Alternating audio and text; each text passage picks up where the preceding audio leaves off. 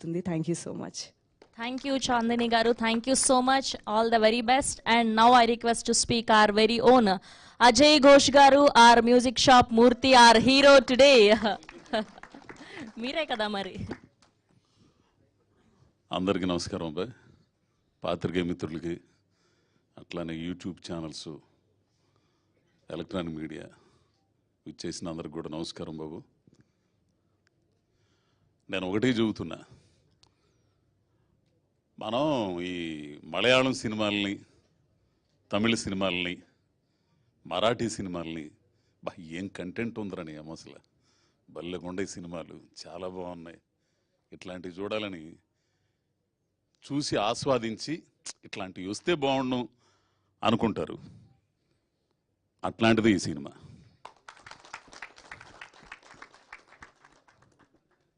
నిజంగా జీవితం, ఈ అమ్మాయి చెప్పినట్టు, చాందిని చెప్పినట్టు జీవితం ఉంటుంది ఇందులో. జీవితంలో ఏం కోల్పోతున్నాం, ఏం ఆశిస్తున్నాం,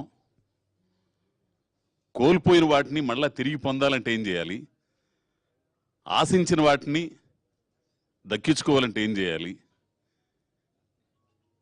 కుటుంబాల మధ్య ఉండే ఘర్షణ, బాణాన్ని చెప్పినట్టు తండ్రి కూతుర్ల మధ్య ఉండే ఘర్షణ, ఒక మధ్య తరగతి కుటుంబంలో ఉండే ఘర్షణ, ఇద్దరు ఆడపిల్లలను పెట్టుకొని ఒక చిన్న మ్యూజిక్ షాప్ నడుపుకునే ఓ ముసలోడు వాడి లక్ష్యాన్ని సాధించడానికి వాడు ఎదుర్కొన్న పరిస్థితులు,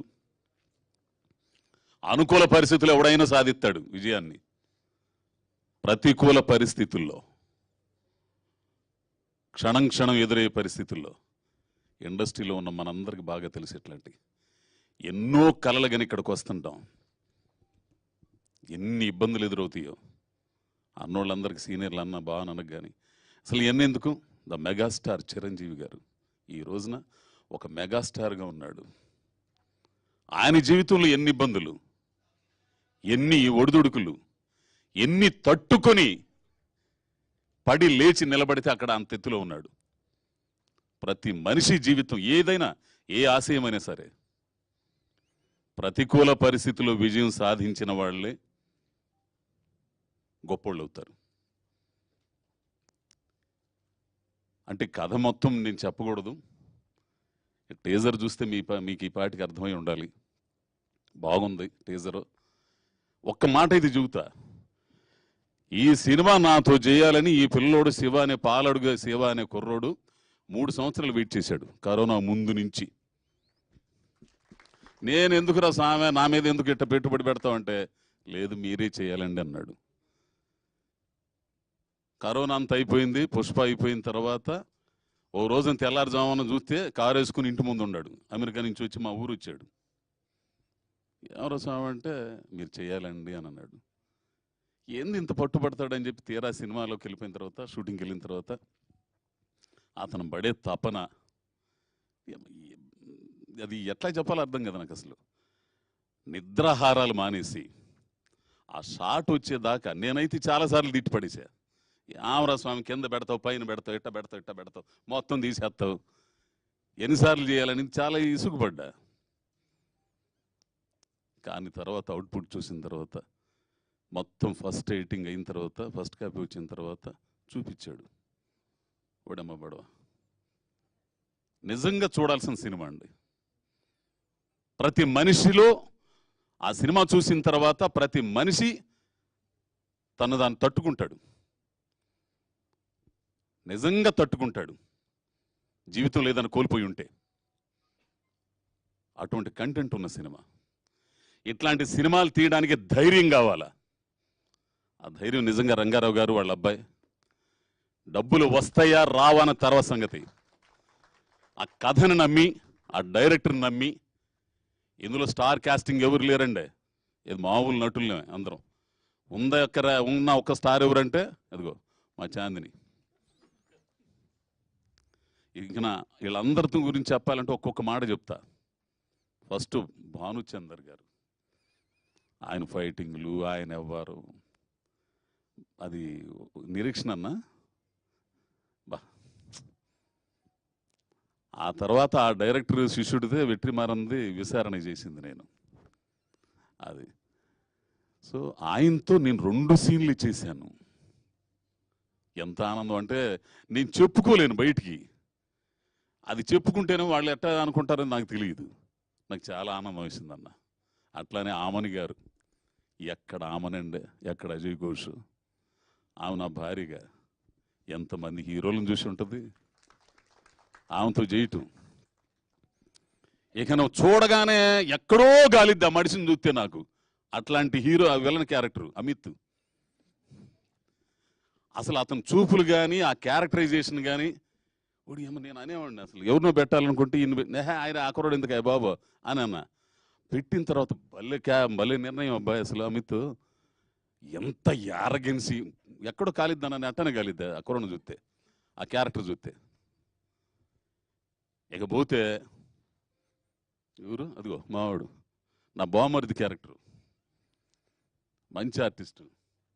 ఇక అన్న దయానందరెడ్డి అన్నతో పబ్బులో 2-3 సీన్లు చేశానండి. నిజంగా నేను అంటే దమ్మున్నోడితో చేస్తుంటే యువతులోడికి కూడా దమ్మెందు మనం తేల్చుకోవాలన్నట్టు ఉంటుంది.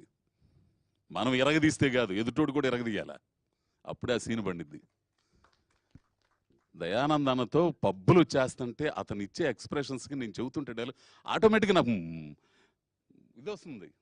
నాకు ఎంత ఇదంటే డీజే నేర్చుకోవడానికి ఈ వయసులో భయపడలేదు సార్. దానికోసం ప్రయత్నం చేయటంలో భయపడినండి. నిజంగా ఏడ్చేస్తున్నాను నేను. అసలు ఆయన ఒక్కసారి జాలికి అట్లా చూస్తాడు, నీకు జాబ్ ఇవ్వలేను మూర్తి అని అంటే. ఆ తర్వాత మళ్ళా ఒకనొక సందర్భంలో వెయిటర్గా పబ్బుల్లో తాగి తందనాలాడి కక్కుంటే అవన్నీ ఎత్తేసేయటం.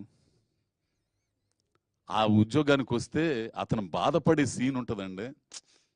అన్న థ్యాంక్స్ అన్న, ఇంతకంటే నేనేం చెప్పలేను. ఇక పోతే ఈ అమ్మాయి అంటే నాకు మహా కోపం, నిజంగా చెబుతున్నా. ఏంది ఇంత యారగెన్సీగా ఉంటుంది ఏంది అనుకునేవాడిని షూటింగ్లో. తర్వాత ఈ పిల్లతో చేస్తుంటే నిజంగా నేను ఈర్ష్యపడ్డా. అమ్మని అమ్మ ప్రతి డైలాగ్ అండి అసలు ఎంత న్యాచురల్గా చెప్పిద్దంటే చాందిని, ఎంత న్యాచురల్. నేను అనుకుంటా నా మీద నాకు గర్వం ఉండేదండి. అమ్మ మనం బలి ఎరగదీస్తాం ఏంది ఇంకా రాలేదు ఈ షాట్లోకి అని అనుకున్నాను. వచ్చిన తర్వాత ఆ అమ్మాయి మైండ్ అసలు అంటే నాకు కోపం ఉంటుంది మళ్ళీ, ఏంది ఎంతసేపు నన్ను ఇక్కడ నిలబెట్టివి అనుకునేవాడిని. తీరా వచ్చిన తర్వాత ఈ అమ్మాయితో చేస్తుంటే అమ్మ మనల్ని మింగేస్తుంది ఇంద్ర బాబు డైలాగ్లో అనుకుని ఇంకా ఎట్లా చేయాలి. నిజంగా అమ్మాయి నీకు చాలా థ్యాంక్స్ అమ్మాయి, చిన్నదాని సరే నువ్వు గొప్ప నటి మేడం అమ్మాయి, ఇది మాత్రం కన్ఫర్మ్. అంటే కసి పెరిగిద్ది కొందరితో చేస్తుంటే తెలుసా, ఓరక మనం చేయగలని కుదరదు ఎదుట ఆర్టిస్టులు. అందుకే నేను ఎవరైనా డైరెక్టర్ కథ చెప్పేటప్పుడు అబ్బాయి నా పక్కన ఎవరు చేస్తారయ్యా బలుపుతో కాడుగా కాదనేది, బాగా చేయగల సమర్థులను పెడితే అది బాగుంటుంది, సినిమా బాగుంటుంది, అందరం బాగుంటాం అనే ఉద్దేశంతో. పోతే ఇక మ్యూజిక్ పిల్లోడు పవన్ మీరు వింటారు, చాలా ఉన్నాయి ఇందులో. అప్పుడే ఇదే స్టార్టింగ్, ఇది ట్రైలర్ ఉంది, సాంగ్స్ ఉన్నాయి.